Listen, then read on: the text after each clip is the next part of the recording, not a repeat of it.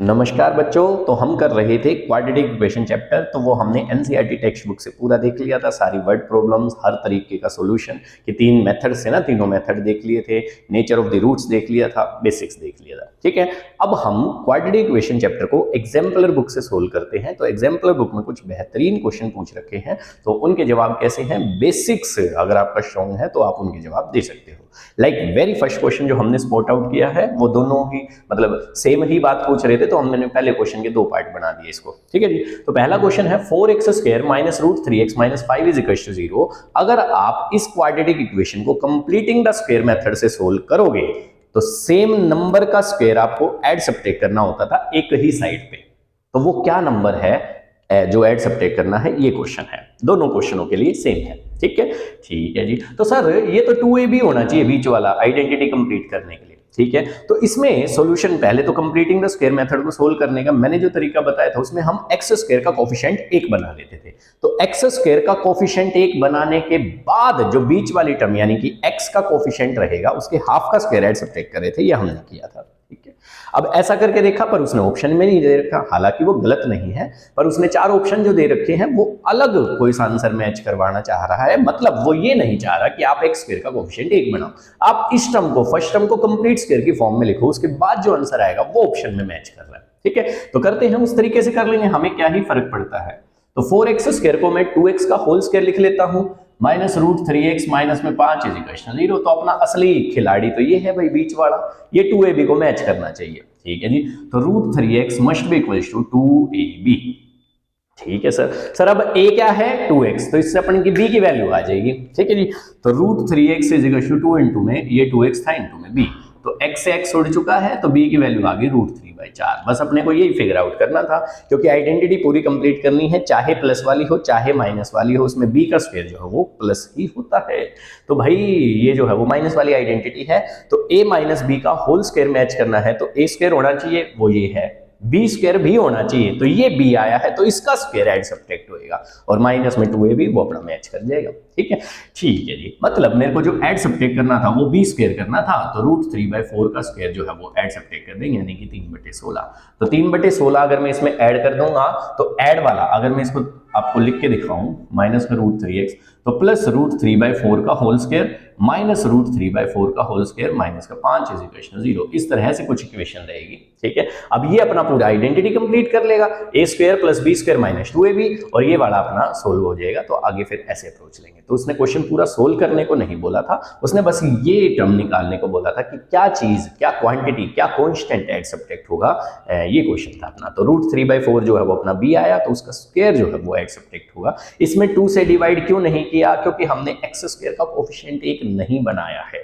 ठीक है, तो इस वाले में हम डायरेक्ट अप्रोच ले सकते थे। ऐसे ही ये नीचे वाला है, नीचे वाले में क्या है सर, ये 3x का होल स्क्वायर है सर, प्लस में 3/4x है माइनस का रूट 2 इज इक्वल टू 0। ठीक है, तो अगर इसका ऑप्शन मैच करोगे तो इसका ऑप्शन 3/16 कौन से स्थान पे दे रखा है भाई, एग्जाम्पलर बुक में कौन सा क्वेश्चन स्पॉट आउट, अच्छा एग्जाम्पल थे, तो पहली ही एक्सरसाइज में एग्जाम्पल नंबर 2 पूछ रखा था, तो इसमें 4 ऑप्शन दे रखे थे, तो बी ऑप्शन मैच कर रहा अपना 3/16। ठीक है, ठीक है जी। अगर मैं इसकी बात करूं तो इसमें क्या हो जाएगा सर, ये वाली क्वांटिटी 2ab को मैच करनी चाहिए। हाँ जी सर, तो 3/4x must be equal to 2 into a into b। ठीक है जी, तो a के प्लेस पे अपना कितना लिखा हुआ था 3x, तो a के प्लेस पे 3x चिपका दो, और ये 3x/4, तो 3x से 3x कट गया, तो b की वैल्यू कितनी आ गई बच्चों 1/8। तो इसी का स्क्वायर तो ऐड सब्ट्रैक्ट होता है।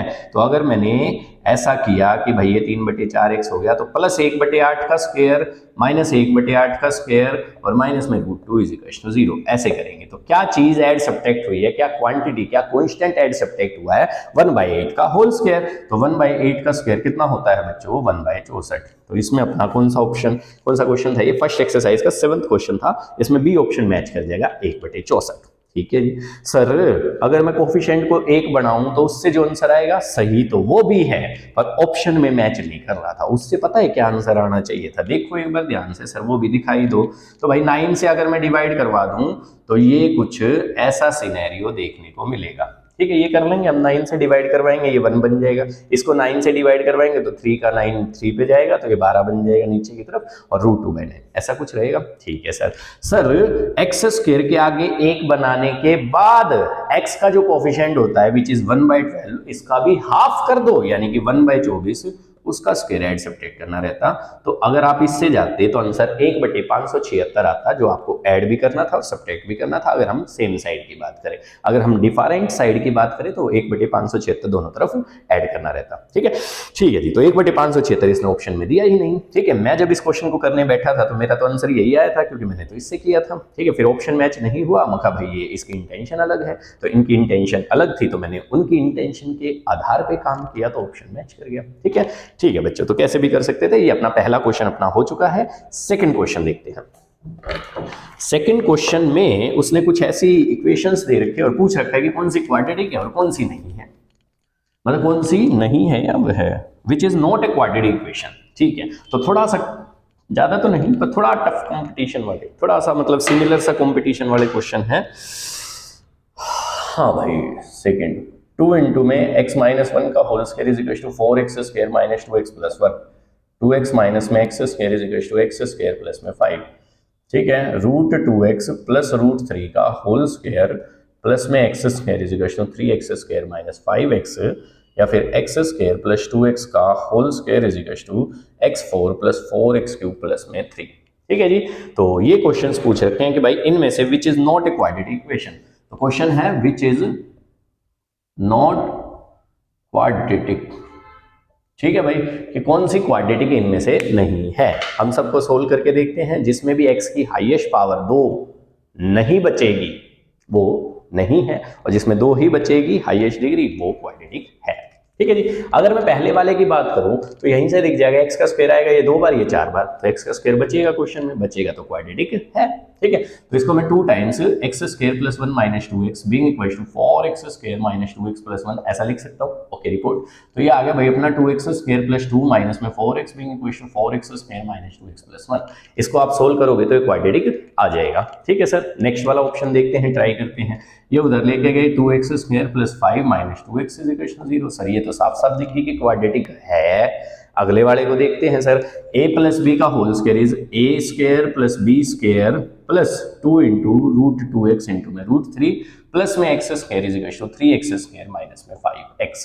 ठीक है, तो 2x स्क्वायर एक बार और x स्क्वायर एक बार, तो 3x स्क्वायर जनरेट हो जाएगा इसमें, प्लस में 3 प्लस में 2√6x is equal to 3x square minus में 5x। तो x स्क्वायर वाली टर्म उड़ गई, x स्क्वायर वाली टर्म उड़ गई, तो इसमें x की हाईएस्ट पावर कितनी बची है सर 1, यानी कि ये अपना असली ऑप्शन था कि भाई इसमें क्वाड्रेटिक नहीं है। ठीक है, आगे वैसे चौथा ऑप्शन भी करके देख लेते हैं। ये x की पावर 4 प्लस 2 का स्क्वायर 4x स्क्वायर प्लस में 4x की power 3 is equal to x की पावर 4 प्लस 4x की पावर 3 प्लस 3। ठीक है, देखने में ये भी लग सकता था, क्यों? क्योंकि x की पावर 4 भी दे रखा है, x की पावर 3 भी दे रखा है क्वेश्चन में। ठीक है, और यहाँ ऐसे दे रखा था, तो सोल्व करने में पता चला कि जो दे रखा है वो तो कट ही रहा था। ठीक है, कट रहा था, तो 4x square minus 3 is equal to 0, ये भी क्वाड्रेटिक बच गया। तो which is not a quadratic का इसका जो आंसर था वो था सी ऑप्शन मैच होना था कि भाई ये वाला क्वाड्रेटिक नहीं है, बाकी सारे क्वाड्रेटिक है। सर जी नेक्स्ट दिखाओ। नेक्स्ट क्वेश्चन बहुत अच्छा है। अच्छा ठीक है, चलो जी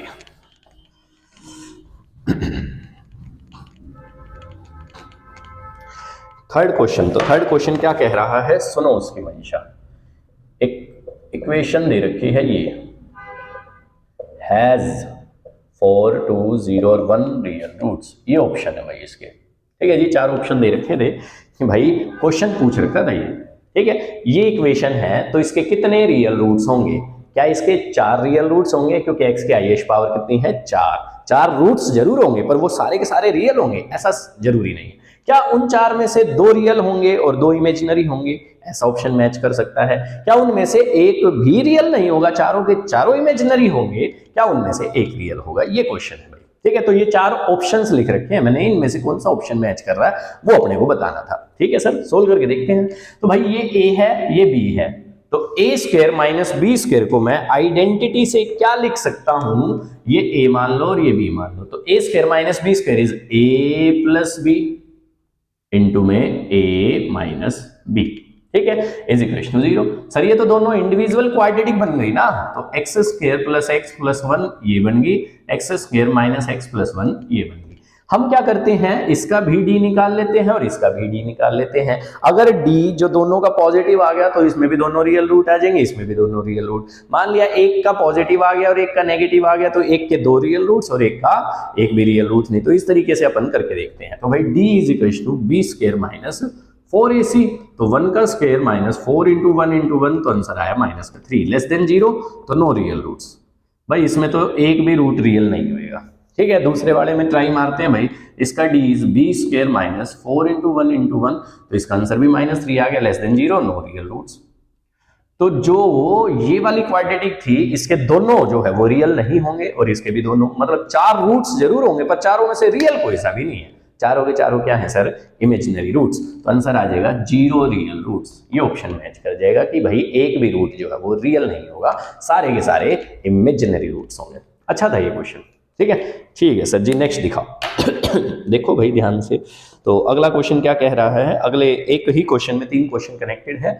ट्रू फॉल्स का क्वेश्चन है, उसने एक स्टेटमेंट बोली है, उसको बताना है, फिर प्रूव भी करना है कि वो सत्य है या असत्य है, ठीक है। ये हम मिटा रहे हैं। दिखाओ जी।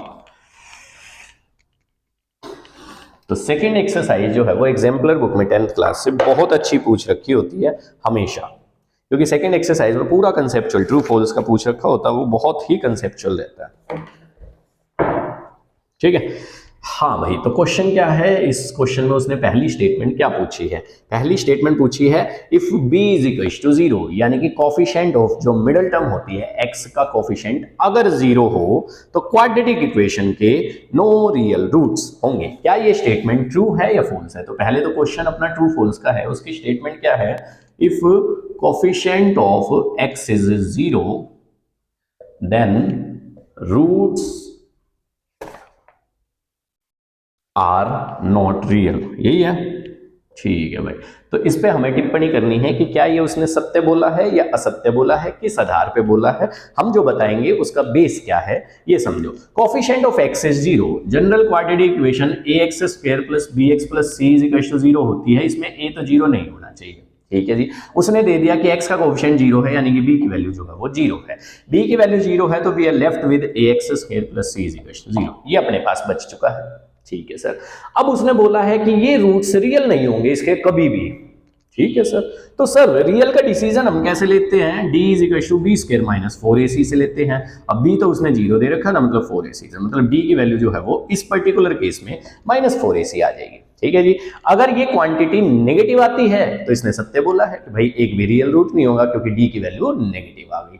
और अगर जो ये चीज पॉजिटिव आ जाती है तो रियल रूट्स होंगे ना, ठीक है जी। मतलब हमें बस ये चेक करना है कि क्या ये पॉजिटिव भी हो सकता है, क्या हो सकता है सर, बिल्कुल हो सकता है। कैसे हो सकता है, देखो एक माइनस का निशान था ही, अगर मैं a और c को मल्टीप्लाई करवाऊं और मेरा माइनस का निशान आ जाए तो माइनस माइनस प्लस ना बन जाएगा। हाँ सर, मतलब either a is positive c is negative, इस ऑप्शन में बात बन जाएगी, और a is negative c is positive, इस ऑप्शन में भी बात बन जाएगी। कि भाई मैं कुछ ऐसा केस ले लूं, मान लिया एग्जांपल के तौर पे मैंने ले लिया x स्क्वायर माइनस 16, तो इसमें मैंने x स्क्वायर का जो कोफिशिएंट लिया वो पॉजिटिव लिया और कांस्टेंट टर्म नेगेटिव लिया है। अब इसके रूट्स निकाल के देखना, वो तो रियल आ जाएंगे। तो इसने जो स्टेटमेंट बोली थी coefficient of x is 0, coefficient of x is 0, ठीक है, देन रियल रूट्स नहीं होंगे, ऐसा उसने बोला था, पर हमने तो दिखा दिया इसके रियल रूट्स होंगे। तो इसने जो स्टेटमेंट बोली है वो फॉल्स है बच्चों, ठीक है जी। तो इसने जो स्टेटमेंट बोली है वो हमने सिद्ध कर दी कि भाई वो फॉल्स है। वो किस कंडीशन में फॉल्स हो जाएगी, जिस समय पे a और c के निशान अपोजिट होंगे, ये वाला पॉजिटिव ये वाला नेगेटिव, या फिर ये वाला नेगेटिव ये वाला पॉजिटिव। इस सिचुएशन में जो है वो हमारी जो स्टेटमेंट दी गई है वो असत्य है, फॉल्स है, ठीक है। ठीक है जी, इसी में हम सेकंड पार्ट देखते हैं। इसी में उसने सेकंड पार्ट क्या पूछा, if b is equal to 0 a and c have same sign then quadratic has no real roots, ठीक है, मिटा दें, ठीक है जी। अब उसने सेकंड स्टेटमेंट क्या बोली है, इसी से कनेक्टेड है, बिल्कुल इसी से कनेक्टेड है, बिल्कुल ही। हाँ जी, if coefficient of x is 0 and a and c have same sign, then roots are not real, भाई रियल नहीं बनेंगे। ठीक है भैया, एक बार इसमें भी देख लेते हैं। सेम बात है सर, डी होता है भाई अपना 0 का स्क्वायर माइनस में 4ac, तो इस पर्टिकुलर केस में भी डी की वैल्यू अपने पास माइनस 4ac के बराबर आ जाएगी। ठीक है, अब उसने बोला ए और सी का सेम निशान है, सेम निशान है तो ए और सी मल्टीप्लाई करके हमेशा पॉजिटिव आएंगे क्योंकि बोथ हैव सेम निशान। तो दोनों का सेम निशान, या तो दोनों पॉजिटिव है तो पॉजिटिव और पॉजिटिव की मल्टीप्लाई पॉजिटिव दे देगी, या फिर दोनों नेगेटिव है और नेगेटिव की मल्टीप्लाई भी पॉजिटिव दे देगी। तो AC पॉजिटिव है ऐसा उसने बोल दिया। अब अगर AC पॉजिटिव है तो D की वैल्यू जो है वो नेगेटिव आ जाएगी क्योंकि AC पॉजिटिव आ गया। ठीक है जी, अगर D की वैल्यू नेगेटिव आ गई तो नो रियल रूट्स, ये कंडीशन बनेगी, ये हमने पढ़ रखा है। उसने बोला भाई रियल रूट्स नहीं होंगे, यानी कि इसने जो बोला है वो क्या है सर, सत्य है, सत्य वचन। तो ये जो उसने बोला है ये स्टेटमेंट ट्रू है क्योंकि उसने ए और सी पे भी कंडीशन दे दी। पिछले वाले में उसने ए और सी पे कंडीशन नहीं दी थी। ठीक है जी, तो इसी से रिलेटेड तीसरा क्वेश्चन भी उसने पूछा है। तो तीसरा पार्ट क्या कह रहा है, इसी से रिलेटेड है। तो तीसरा पार्ट क्या कह रहा है, a and c have opposite side, इसी में सेम में। ठीक है, if b is equal to 0 A and C have opposite निशान, then real roots, तो रूट्स रियल होंगे। सही है सर, ये तो हम फर्स्ट पार्ट में ही देख चुके थे। सिंस D की वैल्यू आ रही थी 0 का स्क्वायर माइनस 4ac, तो D की वैल्यू माइनस 4ac आ रही थी। If AC is less than 0, A और C का मल्टीप्लाई करवा के 0 से छोटा आ रहा है तो minus 4ac must be greater than 0, मतलब D must be greater than 0। तो D अगर पॉजिटिव रहेगा तो रियल रूट्स होंगे, यानी कि उसने जो बोला है वो क्या है सर, ट्रू है। सिंपल। ठीक है सर। सर जी और बताओ, और देखो भाई उसने क्या बोल रखा है सेकंड एक्सरसाइज में। सेकंड एक्सरसाइज बड़ी कमाल की एक्सरसाइज है, बहुत ही जबरदस्त एक्सरसाइज है। ठीक है जी, तो इसके सारे क्वेश्चन इंपॉर्टेंट लगे मेरे को, तो तीसरा, चौथा, पांचवा, छठा, सातवां सारे इंपॉर्टेंट है। मिटा दे भाई। ठीक है,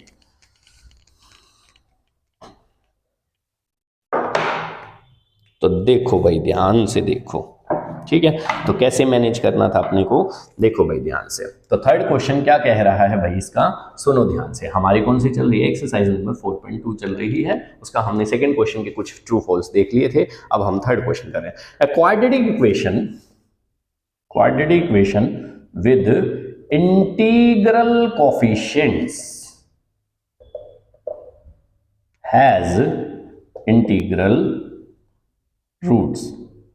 तो उसने बोला क्या ये स्टेटमेंट सत्य होगी, ये बात अपने को जस्टिफाई करनी थी, ये क्वेश्चन था। ठीक है सर, तो quadratic equation with integral coefficient, पहले तो इस इंटीग्रल पे यहाँ पे इंटीग्रल कोफिशिएंट क्यों लगाया गया, वो ये भी कह सकता था कि भाई जिसके कोफिशिएंट सारे के सारे इंटीजर हो।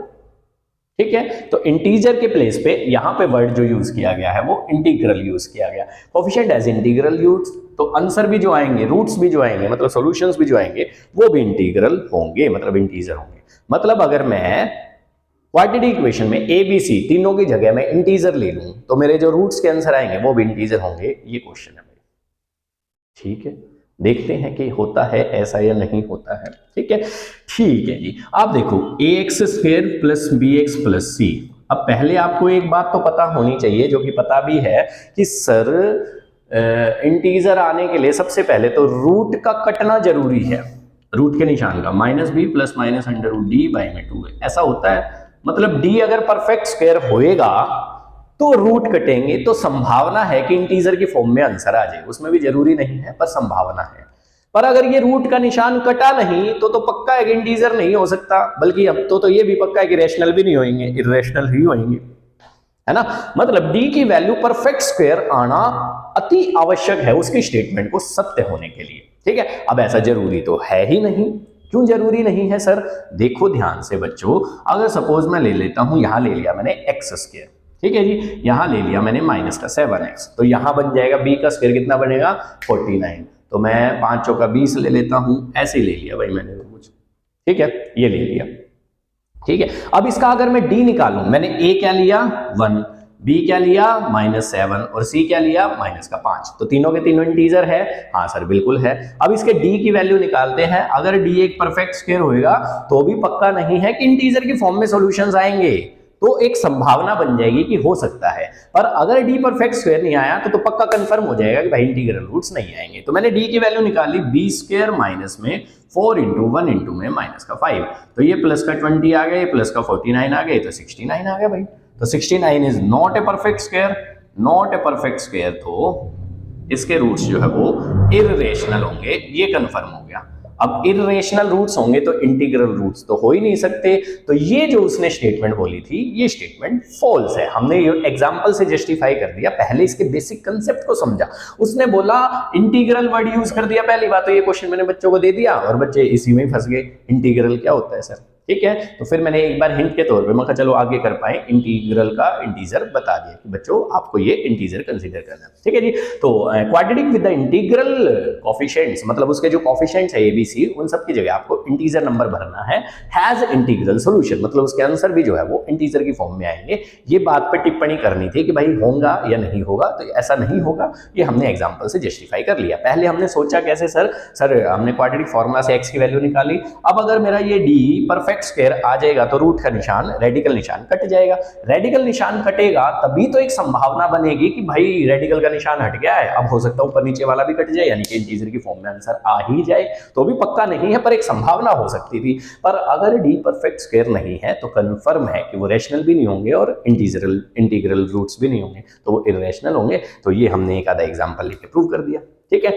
ठीक है जी, नेक्स्ट देखते हैं फोर्थ क्वेश्चन, ठीक है। अच्छा क्वेश्चन था, कंसेप्चुअल क्वेश्चन था, तो इस तरीके से ये कंसेप्चुअल क्वेश्चन समझने थे, इसलिए ये एक्सरसाइज मेरे को बड़ी पसंद है पर्सनली। जो सेकंड एक्सरसाइज होती है 10th क्लास की एग्जाम्पलर बुक में, वो बहुत कंसेप्चुअल है, ठीक है। उसमें सारे कंसेप्ट यूज होते हैं, तुम्हारे बेसिक कंसेप्ट, ठीक है। Does there exist a quadratic equation, does there exist a quadratic equation whose coefficients with coefficients rational but both roots irrational, justify your answer। इस तरीके का कुछ उसने दे रखा है, ठीक है सर। उसने बोला कि ये सारे के सारे रैशनल होने चाहिए और उसके रूट्स जो है वो irrational. Does there exist quadratic with coefficients rational and both of their roots irrational. तो पिछले वाले क्वेश्चन में ही इसका जवाब आ गया। उसने बोला कि क्या ऐसा कुछ एग्जिस्ट कर सकता है? हाँ कर रहा है। हमने पिछले वाला ही एग्जांपल लिया, x square minus 7x minus 5 is equal to 0। इसमें हमने ए बी सी लिए इंटीजर। अब इंटीजर वाले नंबर रैशनल भी होते हैं, तो एक तरह से इनको रैशनल मान लो। तो ए बी सी मैंने रैशनल ले लिया, पर डी मेरा परफेक्ट स्क्वायर नहीं आया। इसमें तो डी की वैल्यू मेरी 69 आ गई थी। तो अगर मैं इसको सोल्व करूंगा तो x is equal to minus b plus minus root 69 by में 2 इंटू 1। ये देखो इररेशनल आ गए, कोएफिशिएंट्स रैशनल और रूट्स इररेशनल। तो यस, ऐसी क्वाड्रेटिक इक्वेशंस एग्जिस्ट करती है और बल्कि इनफाइनाइट क्वाड्रेटिक्स बना सकते हैं हम। उसमें से एक एग्जांपल हमने लेके दिखा दिया है। सिंपल, जो उसने बोला वैसा वैसा हमने बता दिया। हमने तो पिछले क्वेश्चन का ही एग्जांपल इसमें चिपका दिया। ऐसे हो सकता है, ठीक है।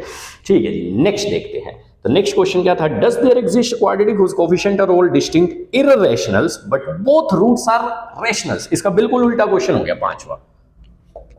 If coefficients are irrational and roots are rational, मतलब बिल्कुल इसका उल्टा क्वेश्चन है। क्या ऐसा संभव है?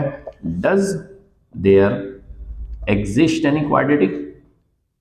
Justify, ये क्वेश्चन था, ठीक है बच्चों। तो इसको ध्यान से सुनो कि भाई किस तरीके से करना था। उसने क्या बोला? कोएफिशिएंट सारे के सारे इररेशनल नंबर लेने हैं, मतलब उनमें रेडिकल का निशान आना चाहिए, non terminating non repeating type का सिस्टम हो और रूट्स रैशनल की फॉर्म में हो।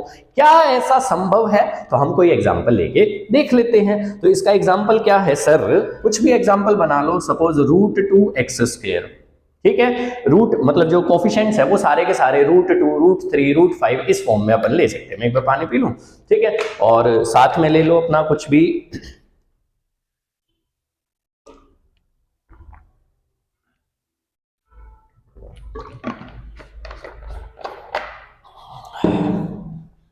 ठीक है जी। प्लस का 5 रूट 2x प्लस का 6 रूट 2, कुछ भी ले लो ऐसा, ठीक है। मतलब जो इंटीग्रल कोएफिशिएंट थे, जो क्वाड्रेटिक होती है, उनमें सबके आगे मैंने रूट टू लगा दिया। अब इसको आप उससे मिडिल टर्म स्प्लिटिंग से सोल्व कर लो, क्वाड्रेटिक फॉर्मूला से। एक बार करके देखते हैं। ए की वैल्यू मैंने ले ली √2, बी की वैल्यू मैंने ले ली 5√2 और सी की वैल्यू मैंने ले ली 6√2। ठीक है, ये मैंने करके देखा तो ऐसे ही ले लिया था कुछ भी, तो उससे बात बन गई। ठीक है, पर लेना इस तरीके से है कि रूट्स जो है वो रेशनल दिखाने हैं, तो थोड़ा सा इसमें अंडरस्टैंडिंग चलेगी कि भाई 12 लेके आना है, 12 का जो है वो 2 और 6 होता है, तो 2 को √2 में तोड़ना है, फिर ये 5 लेके आना है तो इसको 3 और 2 में तोड़ना है, ये √2 में। तो मैंने ऐसा कुछ सेटिंग करके थोड़ा सा जुगाड़ कर लिया था अपना। मिडिल टर्म स्प्लिटिंग से ऐसे ऐसे तोड़ना है तो थोड़ा सा फैक्टरेटिव। ठीक है, ABC आ गया। अब मैं अगर इसका D निकालूं तो D आ जाएगा B² माइनस में 4 इंटू A इंटू में C। तो भाई 5 का स्क्वायर 25, 25 दूनी 50 माइनस 6 चौका 24, 24 दूनी 48। तो इसका आंसर कितना आ गया सर 2। तो अगर मैं अब x की वैल्यू निकालूंगा तो -b plus minus √d by में 2a। ठीक है जी, तो एक बार प्लस का ले लेते हैं और भाई एक बार हम ले लेते हैं माइनस का। तो ये आ गया अपना माइनस का 4√2 बाई 2√2। तो रूट का निशान कट गया, आंसर इज माइनस का 2। इसमें ये आ जाएगा माइनस का 6√2 बाई में 2√2, इसमें भी कट गया, आंसर इज माइनस का 3। ठीक है, तो आप देख पा रहे होंगे हमने कोफिशिएंट्स कैसे लिए थे इसके सारे इररेशनल, पर इसके उत्तर जो आए हैं वो क्या आ गए -3 और -2 विच इज रैशनल। तो ऐसा संभव है, yes there exist infinite quadratics, तो हम उसमें जो है वो बैलेंसिंग कर सकते हैं। ठीक है बच्चों, ठीक है जी। नेक्स्ट दिखाओ सर, 6 वाला क्वेश्चन बहुत छोटा सा है, 7th क्वेश्चन देखेंगे। अच्छा है, ठीक है, ठीक है जी। तो इस तरीके से अपने को ये बैलेंसिंग करनी थी। ठीक है,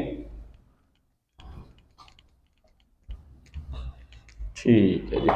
तो 6 क्वेश्चन तो बहुत छोटा सा है, क्या 0.2 is root of x² minus 0.4 is equal to 0 और नॉट।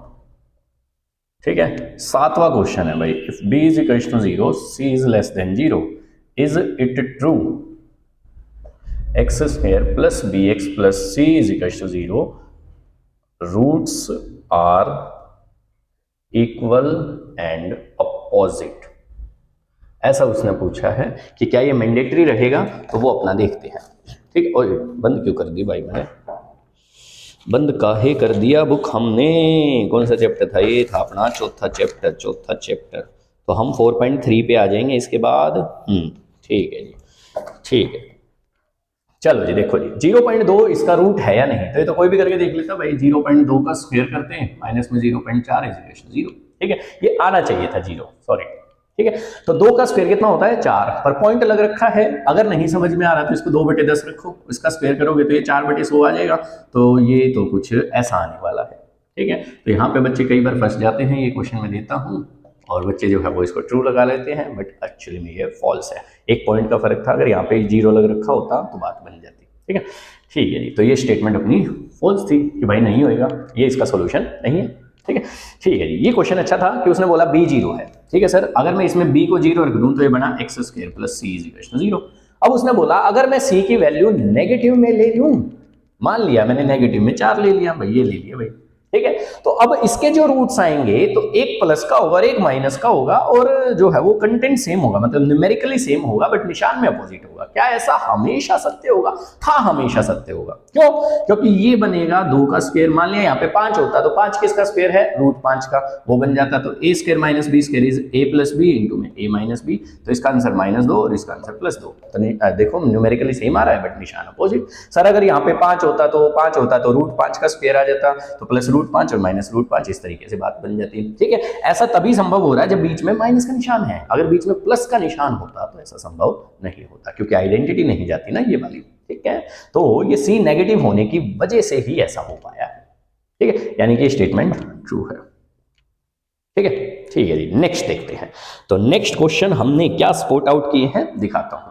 तो रूट वाली मिडिल टर्म स्प्लिटिंग से कुछ क्वेश्चन है कि रूट वाली इक्वेशंस दे रखी है, उसको हालांकि तुम क्वाड्रेटिक फार्मूला से भी सोल्व कर सकते हो, पर मैंने वो क्वेश्चन सिर्फ इसलिए रखे हैं क्योंकि उसको मिडिल टर्म स्प्लिटिंग से दिखाने का है। ठीक है जी। तो सर एक क्वेश्चन है x² माइनस 3√5x प्लस का 10 इज इक्वल टू 0, और दूसरा क्वेश्चन है 3x² प्लस का 5√5x माइनस का 10 इज इक्वल टू 0। इस तरीके का कुछ सीन है। ठीक है जी, ठीक है। फैक्टर ट्री बनाते हैं इसको। तो भाई मल्टीप्लाई करके मेरे को कितना लाना था 10, 1 यहाँ पे था तो 10 यहाँ पे था, तो मल्टीप्लाई करके कितना लाना था 10, और वो भी पॉजिटिव लाना था। तो 10 पॉजिटिव लाना है तो इधर दोनों के दोनों फैक्टर पॉजिटिव रहेंगे और दोनों के दोनों फैक्टर नेगेटिव रहेंगे। अब बीच में माइनस का निशान है, हो गया कंफर्म कि भाई दोनों माइनस के होंगे। ठीक है, हाँ जी। सबसे इंपॉर्टेंट बात, अगर रूट वाली मिडिल टर्म स्प्लिटिंग करनी है तो सर रूट के अंदर जो निशान है उसमें तो पक्का इस फैक्टर को ब्रेक कर लो, तो भाई 5 में तो पक्का टूटेगा। अब 5 को किससे मल्टीप्लाई करेंगे कि 10 बनेगा, तो 2 से। ठीक है, तो 5 का जो तोड़ा था उसको दो फैक्टर में रूट 5 तोड़ना ही पड़ेगा, और 2 के तो 2 ही फैक्टर होते हैं बेचारे के, 2 और 1, तो एक फैक्टर इसके साथ लगा दो और एक इसके साथ। हरदम ये अप्रोच लोगे तो बात बन जाएगी, दोनों माइनस के होंगे तो माइनस माइनस मल्टीप्लाई करेंगे तो प्लस का 10 आ जाएगा, और ऐड करेंगे तो माइनस का 3√5, दोनों सिचुएशन डन। सेम ऐसे इसमें सर गुणा करके कितना लाना है, माइनस का 30, तो यहां से कंफर्म हो गया कि 1 + 1 माइनस का होगा, हो गया सर। रूट में कितना है 5, तो ये तो पक्का आएगा, तो इसके साथ 6 बन जाएगा। ठीक है, तो 5 का तो पक्का ऐसा टूटना ही है, तो सर 6 का क्या हिसाब किताब बनेगा वो यहां से पता लगेगा भाई। ठीक है, यहाँ पे आ रहा है 5, अब ये कंफ्यूजन आएगी। ठीक है, हम कर देंगे 3 और 2। अब 3 और 2 अगर मैं करूंगा तो दोनों को सेम निशान का लेना पड़ेगा ताकि 5 बन जाए। ठीक है, और यहाँ पे लाना है माइनस का, तो दोनों के अपोजिट निशान होने चाहिए, तो इसके फैक्टर 6 और 1 टूटेंगे तब जाके बात बनेगी, क्योंकि 6 और 1 से भी 5 जनरेट हो रहा है घटा के, और 3 और 2 से भी 5 जनरेट हो रहा था वो ऐड करके। ठीक है, पर हमें यहाँ पे घटा का हिसाब किताब देखना था, इसलिए हमने ऐसा लिया। सही है जी, तो एक फैक्टर हो गया 6√5, एक हो गया 1√5, यहाँ प्लस का निशान लगाना था तो ये प्लस का ये माइनस का, इस तरीके से हमें जस्टिफाई करना था पहले तो। ठीक है जी, अब कॉमन लेना भी अपने आप में एक मजेदार बात होती है। मैं कॉमन नहीं लेना आ रहा इसमें तो साफ साफ देखिए इसमें नहीं आ रहा, तो 10 को फर्दर आप ब्रेक कर लेना। 10 को हमने किस किस में ब्रेक किया, 2√5 और √5 में, तो 10 को 2√5 और √5 ऐसे लिख लेना मल्टीप्लाई में, अब कॉमन बिल्कुल आसानी से दिख जाएगा। ठीक है, तो इसमें से x कॉमन आया तो x - 2√5, इसमें से माइनस का √5 कॉमन आया तो x - 2√5, बीइंग इक्वल 0, तो x - 2√5 दोनों में से कॉमन आ गया, तो अंदर बचा x - √5 = 0, यहाँ से √5 यहाँ से 2√5, इस तरीके से बात बन जाएगी। ठीक है, इसको 0 के बराबर रखेंगे तो ये आ जाएगा, इसको 0 के बराबर रखेंगे तो ये आ जाएगा, सिंपल स्टफ।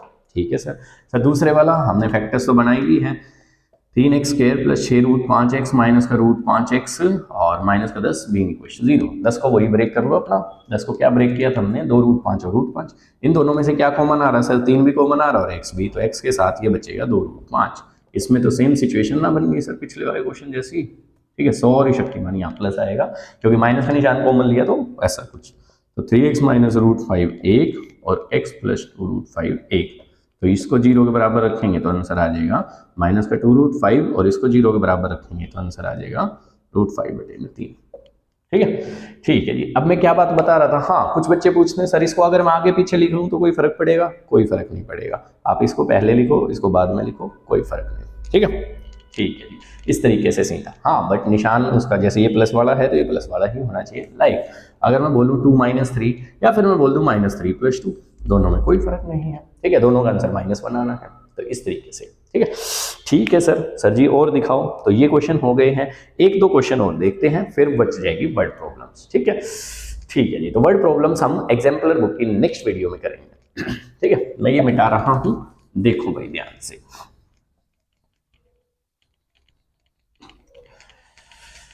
ला ला ला ला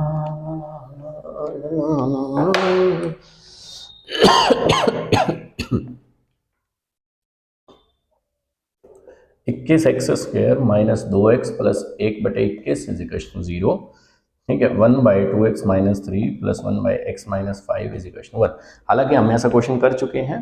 ठीक है, ये वाले में दिखने में क्वाड्रेटिक नहीं है पर इसको क्वाड्रेटिक की फॉर्म में कन्वर्ट किया जा सकता है लाइक दिस करके।